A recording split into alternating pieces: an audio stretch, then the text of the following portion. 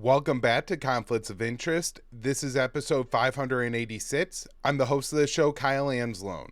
I got a lot of news to get through on today's show, a lot about the war in Gaza and Israel's preparations to ramp up the attack. Also, some news on what's happening here in the U.S., particularly with the college demonstrators that are pro-Palestinian or against the U.S. support for Israel's ongoing genocide in Gaza and are protesting and holding encampments or other kinds of events on college campuses and are facing a brutal crackdown by police. So all that and more on today's show. Be sure to share the show, hosted at the Libertarian Institute, reprinted on the blog at antiwar.com. It's up anywhere you could listen to audio podcasts. And of course, follow me on Twitter at KyleAnzalone_. All right, let's get into it. Just a couple stories on Ukraine to get started off here today. First, Ukraine attacks Crimea with U.S. provided ATACMS. This from Dave DeCamp, April 30th, antiwar.com. Russian officials said Tuesday that Ukraine targeted Crimea with U.S. provided Army tactical missile systems, or ATACMS. Those are long-range missiles that the U.S. secretly provided to Ukraine in March. The ATACMS the U.S. shipped to Ukraine have a range of about 190 miles, significantly longer than anything else the U.S. has provided. The U.S. sent an older version of ATACMS last fall that could hit targets up to 100 miles away, but is only packed with cluster bombs, and those are notorious for killing and maiming civilians, particularly after the war has ended, but is also less effective against any kind of reinforced or armored targets. And so one of the reasons that Ukraine wanted these particular ATACMS is because they could now hit reinforced targets, armored targets at a larger distance away. So the governor of Crimea said that the ATACMS were shot down by Russian air defenses in the attack on Tuesday. The Russian Defense Ministry said shot down a total of 6 ATACMS, but did not specify where. U.S.-supported attacks on Crimea always risk a major escalation, as the peninsula is considered a red line for Russian President Vladimir Putin, something acknowledged by U.S. Secretary of State Antony Blinken earlier in the war. A U.S. official told Reuters that Ukraine launched its first attack against Crimea using ATACMS on April 17th. Ukraine's been asking for ATACMS throughout the year, but the Pentagon previously denied the request because it said there wasn't enough to spare. The U.S. also initially denied the request due to concerns about escalation. But as the war has dragged on, the U.S. and NATO allies have been less concerned about escalation. The reason appears to be based solely on the fact that up until this point, Ukrainian attacks on Russian territory haven't provoked Russian retaliation against NATO. They have, provoked brutal attacks against the Ukrainian people, or, Ukrainian cities, and has caused a lot of devastation and suffering for the Ukrainian people, but the U.S. really isn't too concerned about that. Maybe one day when we have to rebuild Ukraine, but even then, our political elites are going to be in positions where they are handing out massive contracts to large companies who give them campaign donations, and so, while it hurt me and you and everybody else who suffers from inflation and those kinds of taxes, our political class will largely benefit on it because they will essentially get access to the money first. All right, next up here, U.S. to buy $1.6 billion in Ukrainian-made weapons for Ukraine. So the U.S. will purchase $1.6 billion in weapons that are made in Ukraine for Ukraine, the Defense Post reported on Monday. The $1.6 billion is included in the $6 billion tranche of weapons the U.S. announced on April 26th. The arms will be provided through the Ukraine Security Assistance Initiative, which allows the U.S. to purchase weapons for Ukraine. The U.S. and its NATO allies have made clear that as a part of their long-term plan for Ukraine is to help the country develop a military-industrial complex. Western arms makers are also looking to manufacture weapons inside of Ukraine. The deputy chair of Ukraine's Parliamentary Committee on Foreign Policy and Interparliamentary Cooperation said the Ukraine Ukrainian military-industrial complex should entice other countries since its weapons have been battle-tested. This is one of the factors in the development of Ukrainian economy. Today, the military technologies that we have tested in combat, which makes our military-industrial complex attractive enough for many countries around the world. Now, I don't really understand why any country would say want to build a factory in Ukraine right now when, especially if it's a weapons factory, there's a very good chance that Russia will just blow it up. I'm also kind of interested in how the U.S. thinks that $1.6 billion in weapons are going to be manufactured in Ukraine, and I'm worried that this is more some kind of corruption payment than any actual attempt to arm Ukraine or produce weapons. All right, last story here on Ukraine. NATO chief says allies haven't been delivering arms to Ukraine fast enough. So this is NATO Secretary General Jens Stoltenberg, and he made an unannounced visit to Kiev on Monday and took aim at his own alliance for the pace of weapon deliveries to Ukraine. He said at a press conference, "I know that there are serious delays in support have met serious consequences on the battlefield. For months, the U.S. was unable to agree on a package, and European allies have been unable to deliver ammunition at the scale that was promised." Stoltenberg said that Ukraine has been forced to ration ammunition, but promised that aid deliveries will speed up, and pointed to the recent U.S. authorization of $61 billion in new spending on the proxy war. "I welcome the United States has now approved a major new package. It provides over $60 billion US worth of aid, including critical air defenses and artillery ammunition. The U.S. has already used $7 billion in the new weapons aid for Ukraine, although $6 billion in arms that the U.S. is purchasing for Ukraine, which means they won't be delivered right away." Zelensky told reporters that arms shipments have arrived, but that his forces need more. "Some deliveries have already been done. I won't say more. I will only say that we haven't gotten all that we need to equip our brigades." And so, I think there's a real question here, not just when, but if it's actually possible. When Stoltenberg talks about the European arms haven't been delivered in the timeline promised, it's not that Ukraine or the Europeans are producing all these 155 millimeter shells and just holding them for themselves. They're not holding out air defenses for Ukraine. They simply do not have those to transfer to Ukraine.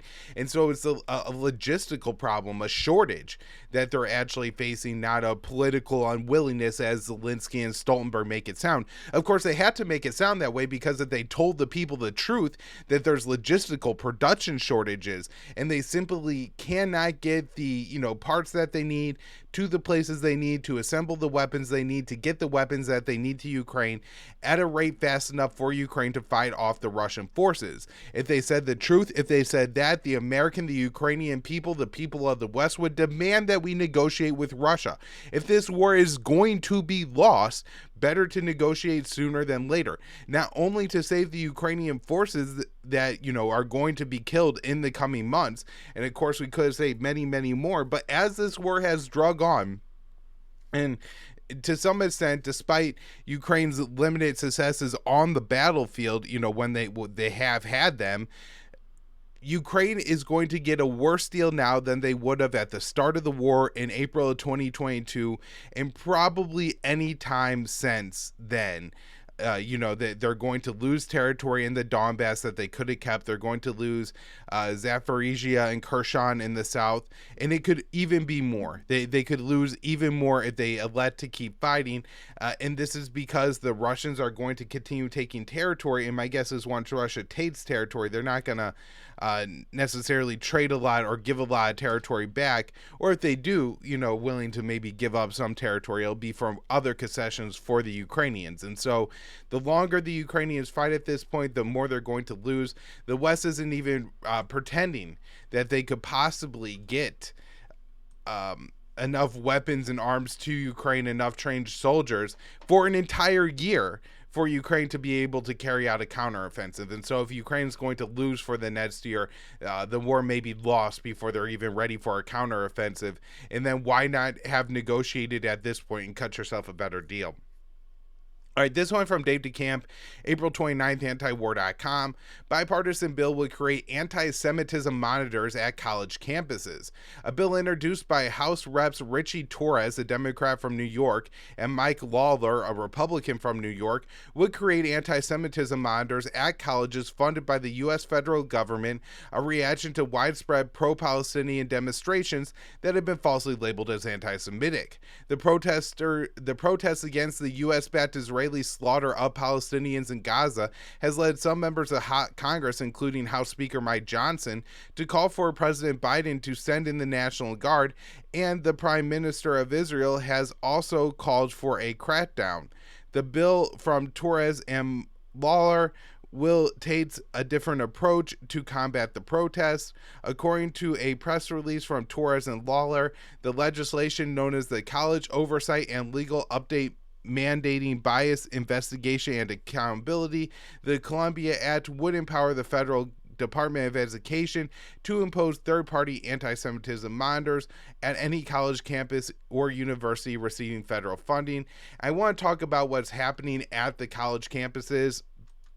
So Michael Tracy, who I think is one of the better journalists in the U.S. right now, was out at Columbia last night as the police were moving in.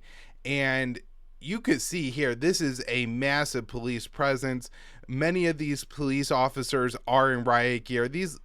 Some of these cops are in plain clothes, but a lot of them are in riot gear. Somewhere Tracy makes a joke and says something along the lines of, hey, if you ever want to commit a crime in New York City, I think every single cop they got is trying to conduct these raids against these Palestinian protesters. And so if anybody wants to commit a crime, the police are all tied up. You can see in this photo here, if you're watching the show, they're using an armored vehicle to create like a large staircase to allow the police to enter on a second floor of one of the buildings at the Columbia University campus. This is one of the largest police presences I've ever seen. And not only that, not only are these police officers, going after people for protesting, a violation of the First Amendment, it seems that their treatment of the journalists attempting to document what was happening what was also a violation of the First Amendment. So really horrible things happening at campuses across the country. At Columbia, it seems it's mostly the police confronting the protesters. I haven't seen a ton of, not like the Black Lives Matter, right? Comparing it to that, of violence or during the Trump administration, the Trump and anti-Trump protesters, things like that. There hasn't been as much violence between the two groups. Now, I did see some videos from UCLA last night where pro-Israeli protesters were throwing fireworks into where the Palestinian pro-Palestinian protesters were encamped. And so I'm not trying to say that there's no violence going on. However, compared to recent protest movements in the U.S., it does appear that there isn't quite a whole lot of violence, and certainly not a lot from the pro-Palestinian side. Now, again, there's been some chants and other things done by the pro-Palestinian protesters that are, I would say less recommended. Some of them, it's hard to find some that I would actually label as anti-Semitic. I think some are just maybe too biased and maybe even unhelpful for their own political cause as far as getting more people to rally to it. They took over a flagpole and replaced an American flag with the Palestinian flag. Things like that are maybe not going to drive more Americans to support your cause. And so that's something worth thinking about. But generally speaking, I think these protests have been positive, and even if you don't want to go down and support them yourselves, certainly not worth engaging in either hatred towards them, recommending violence against them, or celebrating the police as they beat them. All right, next up here is one more thing about the protests that I want to bring up. So there was reports, I initially saw it on CBS News, but Aaron Monte got here a clip from CNN where they bring up so they say that there is a convicted terrorist and his wife is a part of the Columbia protest. And so what Aaron explains is that Salami al-Adrian, whose wife visited Columbia encampment a few days ago in solidarity, was not actually there that night, as the police said, but he was never convicted of terrorism. He was charged in a bogus case under the Patriot Act. Jurors did not convict him on a single count. When prosecutors refiled the case, rather than accept their defeat, he chose to plead and accept deportation rather than to go through another trial, which is something that happens all the time to innocent people. The prosecutors then extended his prison time by trying to force him to testify in another unrelated case. During his ordeal, he spent years in solitary confinement. He is a former political prisoner and a symbol of the very dehumanization of Palestinians that the brave students are protesting. CNN should retract and resign. So that is something here, because they're trying everything they can to really smear these protesters as being anti-Semitic, and that was the big thing I saw circulating the mainstream media last night, and good job by Aaron being so quick on it and debunking it. By the way, our spotlight article today at antiwar.com is also by Aaron Monte, but it's his coverage of Ukraine over the past few years. Very, very good article. All right, next up here, Democratic Party's college group bats pro-Palestinian protests and criticize Biden. So the College Democrats of America, the official outreach arm of the Democrat National Committee, has come out strongly in support of the students at college campuses across the country protesting against the U.S.-backed Israeli slaughter of Palestinians in Gaza. The group said in a statement, "This past week, we witnessed the heroic actions on the part of students around the country to protest and sit in for an end to a war in Palestine and the release of the hostages. Since the beginning of this conflict, college Democrats and students from every walk of life had the moral clarity to see this war for what it is: destructive, genocidal, and unjust." The group condemned the crackdown on protest. The end of the conflict and the release of the hostages is a goal we should all share as Americans in pursuit of a more just international community. The response to the protests by college administrators, on the contrary, deserves the strongest condemnation. While the group has endorsed President Biden for the 2024 election, it criticized Biden's policy of unconditional support for a genocidal war in Gaza and refusal to call for a ceasefire. Biden also smeared the protesters as anti-Semitic, despite Jewish participation in the protests, and disproportionate, right? It's not just that there are a few Jews as a member of this protest movement, but rather a disproportionate number of Jews are members of this protest movement. As college Democrats, we are committed to the re-election of President Biden and Democrats across down ballot races in every corner of our nation. However, as representatives of youth across the country, we reserve the right to criticize our own party when it fails to represent youth voices. As young voters, we are aware that come November, our votes will determine who wins the White House. The White House has taken the mistaken route of a bear hug strategy for Netanyahu and a cold shoulder strategy for its own base of Americans who want to see this war end. Each day that the Democrats fail to unite for a permanent ceasefire, two-state solution, and recognition of the Palestinian state, more and more youth will find themselves disillusioned with the party. The statement's good. It's disappointing that, they're saying we're still going to endorse Joe Biden as he conducts a genocide. You would think that maybe that would be the Reds line of, hey, we'll go ahead as far as support this guy, but once he starts supporting genocides, we'll say no. But they're saying, hey, we still support Biden and everything, but we support this protest movement as well. That's some good news. All right, so next up here, State Department official resigns, says White House inciting attacks on U.S. troops. So the State Department's former Arab language spokesperson said she resigned from her post over official talking points because they became too provocative. Hala Rahit said the White House policy was potentially provoking attacks on U.S. troops and explained that she refused to do Arabic interviews starting in October because she did not want to be the reason why someone hates America more. In an interview with the Washington Post, she said the talking points produced by the Biden administration were provocative and oftentimes completely ignored Palestinians.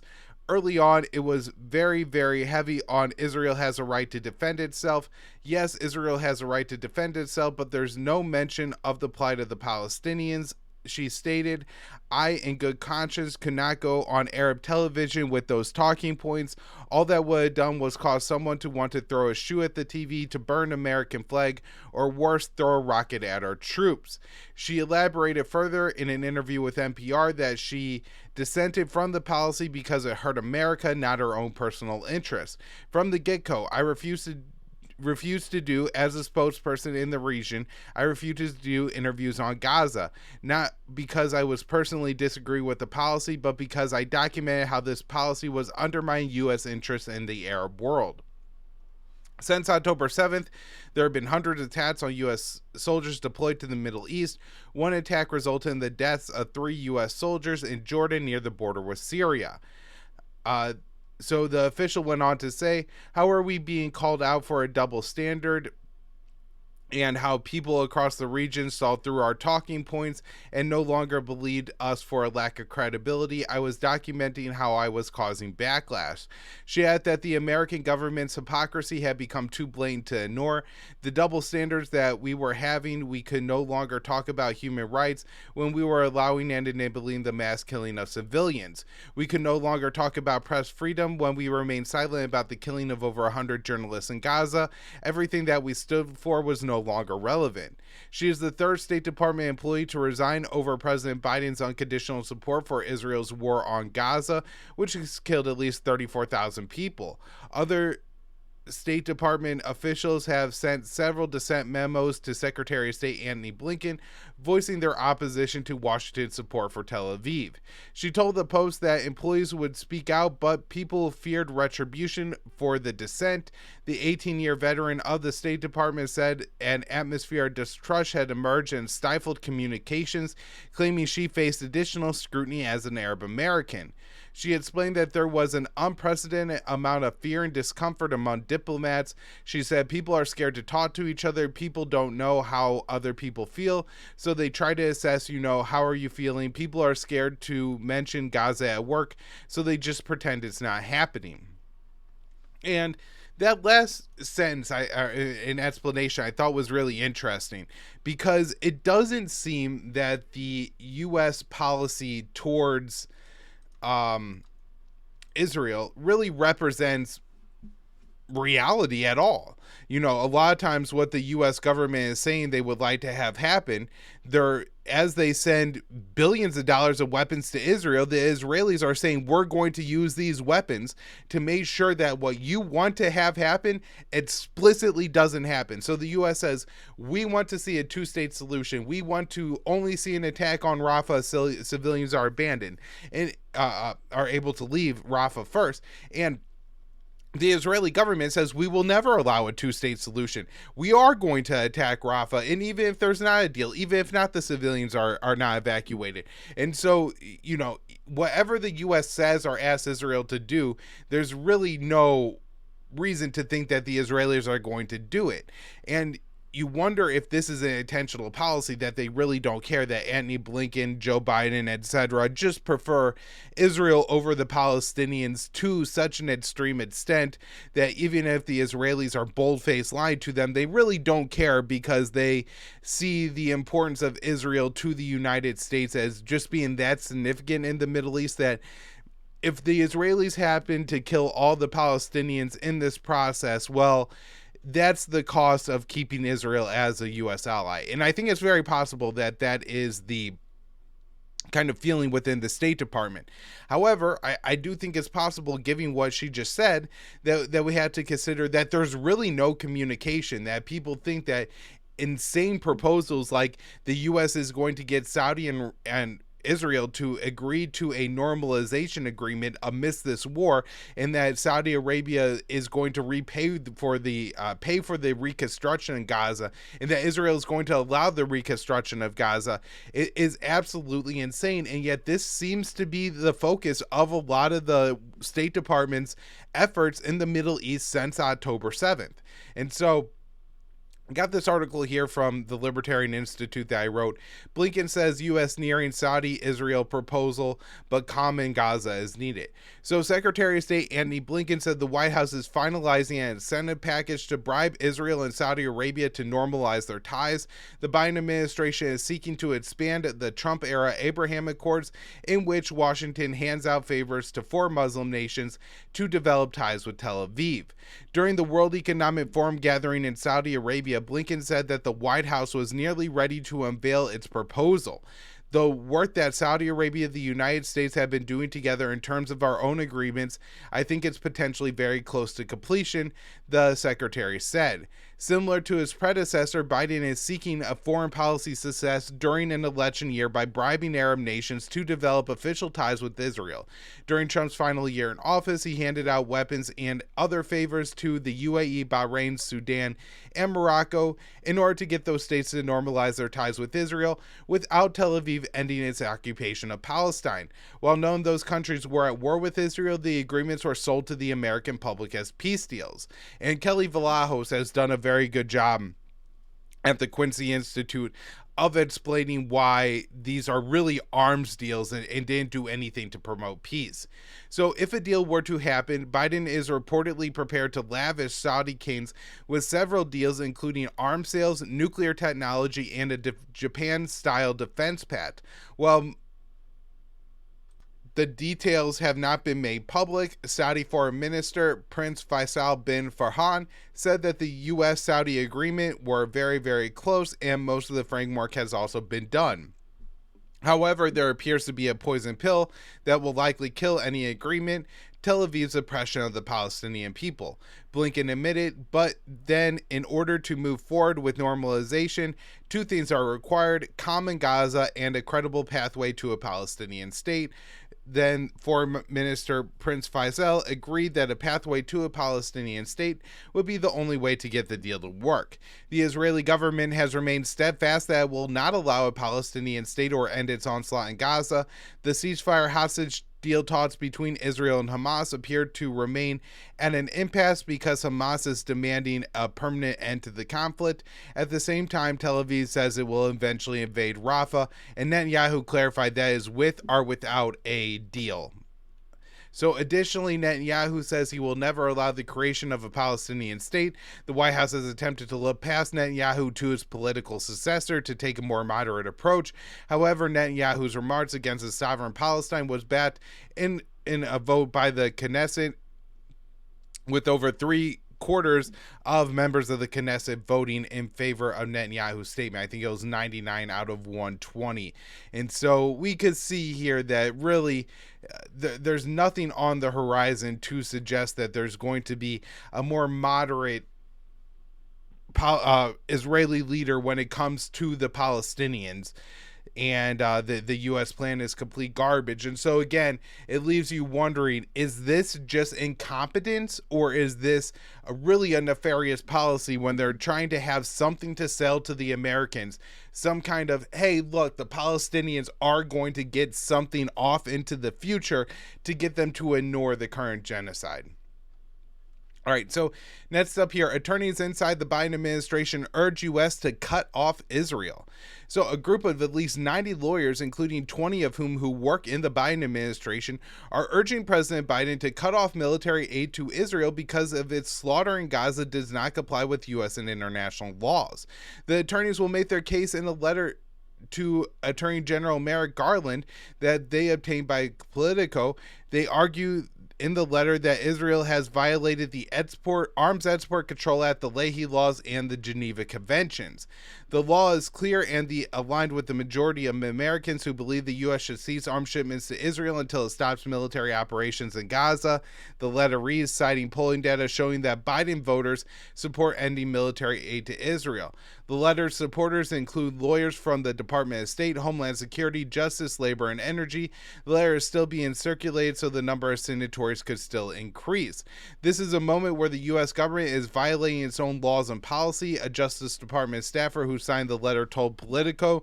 Describing the dissent within the administration, the staffer said the administration may be seeing silence or only a handful of resignations, but they are not really aware of the magnitude of discontent and dissent among the rank and file. And maybe that's because, as the State Department employee had said before, that people are scared to talk to each other, and there's a real atmosphere of fear within the Biden administration. All right, next up here, Netanyahu vows to invade Rafah with or without a hostage deal. So the Israeli Prime Minister Benjamin Netanyahu on Tuesday said that Israel will invade the southern Gaza city of Rafah with or without a hostage deal with Hamas, a threat that could derail fragile ceasefire negotiations. And this is something that has happened time and time again, and I think it's intentional, where every time there's any progress with the hostage deals, every time the Americans or the Egyptians, the Qataris say, hey, things seem to be going in the right direction. The new deal, Hamas did something reasonable. The Israelis come out and say, well, that's nice. We want a hostage deal. We're willing to maybe have a temporary pause in fighting, but it's not going to be anything permanent, which for the Palestinians is obviously like, in Hamas in particular, means why would you agree to a deal? Why would you give up the hostages? Maybe the hostages are the only thing preventing Israel from completely carpet bombing Rafah. And so I think this is likely going to be a poison pill in the talks. All right, so Israel Smotrich calls for total annihilation of Rafah, other cities in Gaza. So the Israeli finance minister, that's Bezalel Smotrich, on Monday called for the total annihilation of Rafah and other cities in the Gaza Strip. There are no half measures. Rafah, Deir al-Balah, Nusrat, total annihilation. You will blot out the remembrance of Amalek from under the heavens. There is no place under the heavens, Smotrich said. Smotrich's reference to Amalek was a line from Deuteronomy, a book in the Hebrew Bible. Amalek is a nation the ancient Israelis were commanded to destroy in the book of Samuel. The Israelites were told to slay both man and woman, infant and suckling. I think he even says to kill the oxen and the livestock and things like that. President Benjamin Netanyahu has previously compared Gaza to Amalek, which has been cited as evidence of genocidal rhetoric in the South African case against Israel at the International Court of Justice. Netanyahu said in October, "You must remember what Amalek has done to you," says our Holy Bible. We do remember, and we are fighting. The annihilation of Rafah will mean the death of over 1 million civilians who are sheltering there. Netanyahu vowed on Tuesday that Israel will invade the city with or without a hostage deal with Hamas. Smotrich said that a hostage deal with Hamas would be a humiliating defeat for Israel. Don't wave a white flag. Don't let Sinwar humiliate us again. He's talking, Sinwar is the leader of Hamas, at least inside of Gaza. A government that submits to international pressure and stops the war in the middle will, at that moment, lose its right to exist. He also called for the destruction of Hezbollah of Lebanon, saying Israel must clear out, with God's help, with one blow, wicked Hezbollah in the north, and really send a message that what will happen to those who harm the Jewish people is the same that those who have tried to harm us in the past. They will be destroyed, destroyed, destroyed, and we will echo for decades to come. So very fiery rhetoric and very concerning. All right, so White House considers taking Palestinian refugees from Gaza. My guess is that if Israel undergoes an attack on Rafah, there's going to be a lot of people trying to get across the border into Egypt, and the U.S. is preparing to take at least some of those people. The Biden administration has considered taking certain Palestinian refugees and giving them permanent safe haven in the U.S., CBS News reported on Tuesday. The report said that officials across several government agencies are examining options to resettle Palestinians who have immediate family members who are American citizens or permanent residents.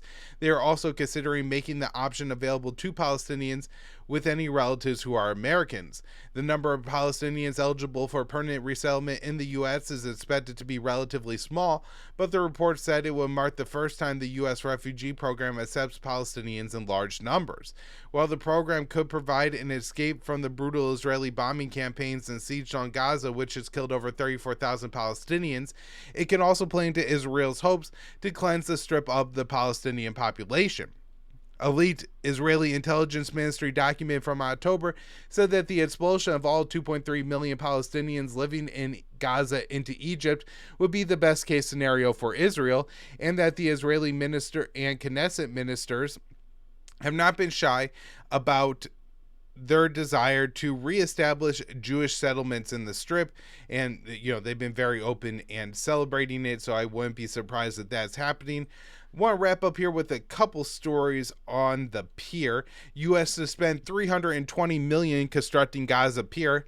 So surprise, surprise, the U.S. military's estimate of the cost to construct a pier off the coast of Gaza has risen to $320 million, Reuters reported on Monday. That estimate is double what the military initially expected to spend on the project, and my guess is that price tag is only going to go up.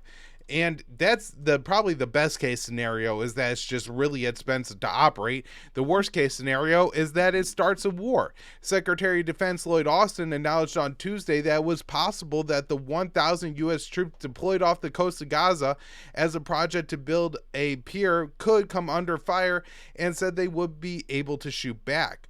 Austin made the comments in an exchange with Representative Matt Gaetz at a House Armed Services Committee hearing. They had the right to return fire to protect themselves, Austin said. When asked if it was likely U.S. troops would come under attack from someone in Gaza, Austin said, yes, that is possible. I would, like to say, I'm sure Gaetz and Austin are both thinking that the attacks would come from Hamas, but let's not forget the USS Liberty and Israel's previous attack on U.S. soldiers. Last up here today, U.S. says 5 Israeli units guilty of gross human rights violations but won't cut off military aid. So this is a little follow-up to the article that I wrote, I think on Friday, that Dave wrote here at antiwar.com on April 29th. It basically just confirms what I had gone over. The State Department spokesperson, Vedant Patel, said, after a careful process, we have found 5 Israeli units responsible for the individual incidents of gross human rights violations of human rights. All of these were incidents much before October 7th, and none took place in Gaza. The State Department said it conducted the investigation under the Leahy Law, which prohibits sending military aid to security forces that commit human rights violations. But Patel said the weapons transfers would not be impacted, and claimed Israel has taken steps to address U.S. concerns about 4 of the 5 units. 4 of these units have effectively remediated these violations, which is what we expect partners to do. For remaining units, we continue in consultation and engagements with the governments. The remaining unit is believed to be Nata Yuda, ultra-Orthodox military battalion responsible for the death of a 78-year-old Palestinian American in 2022. Media reports said that the U.S. was expected to blacklist the battalion last week, but after protests came from Israeli Prime Minister Benjamin Netanyahu and other officials, the sanctions never came. So, no surprise there. All right, everybody, that's our wrap up the show for today. Thank you all so much for tuning in. I'll be back with more later in the week.